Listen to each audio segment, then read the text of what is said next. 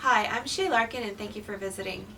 If you've watched my other videos, you know that I'm a bankruptcy attorney here in San Francisco, and for more than 20 years now I've been representing clients in Chapter 7 and Chapter 13 bankruptcy cases. In this video, I'm going to explain reaffirmation agreements. Reaffirmation agreements are something that happens only in a Chapter 7 bankruptcy. A reaffirmation agreement is basically a promise that a debt is not going to be included in your discharge. It's a 10-page document. It gets filed with the court, and it's basically saying, yes, I owe this debt, I'm going to repay this debt, and it's not going to be included in my discharge. The discharge, again, is what you get at the end of a bankruptcy case. If you're an individual debtor, it's what you hope for. It's basically a release of liability for all your debts. And when you sign and file a reaffirmation agreement, the debt that's being reaffirmed is not going to be included in the discharge. Now, you can file a reaffirmation agreement with any debt, but we most often see it with respect to car loans. Maybe you want to keep your car and you want your future car payments to be reported on your credit report.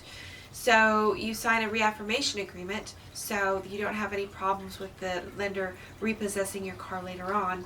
And most lenders will, if you do sign a reaffirmation agreement, most lenders will report your payments on your credit report, so it can actually help your credit later on.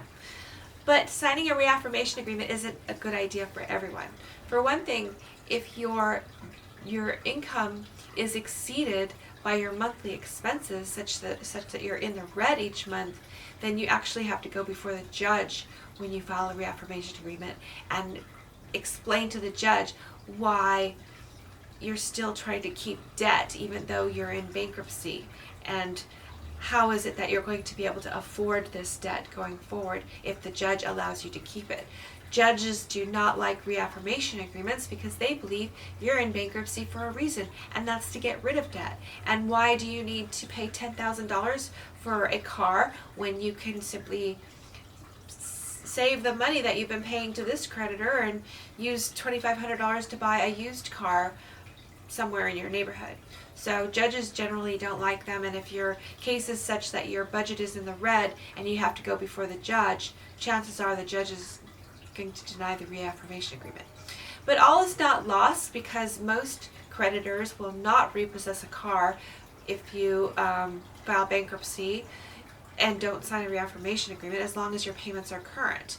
If your payments are current and your creditor is okay with you keeping the car without signing a reaffirmation agreement, then you just keep making those payments, and if you later can't make the payments, you surrender the car back to the creditor, and any unpaid amount is still included in part of your discharge. Had you signed a reaffirmation agreement, then the amount would not be, the amount owed after surrender would not be part of your discharge. So signing a reaffirmation agreement creates risk, and I wouldn't really recommend signing a reaffirmation agreement unless it's absolutely necessary. Now, there are certain creditors who will repossess a car if you do not sign a reaffirmation agreement as part of your bankruptcy.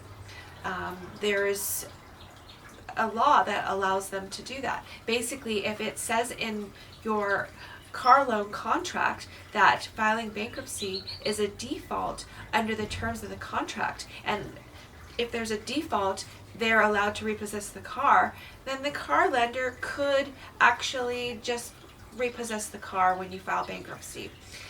Signing a reaffirmation agreement would prevent that from happening. But like I said, most car lenders won't repossess your car just because you file bankruptcy. It costs them money to repossess a car, and if your payments are current, then they are probably going to be happy with that and not repossess the car. So this stuff is complicated, and it's really best that you have a bankruptcy attorney helping you through the process. Thanks for watching. Watch my other videos. Have a great day.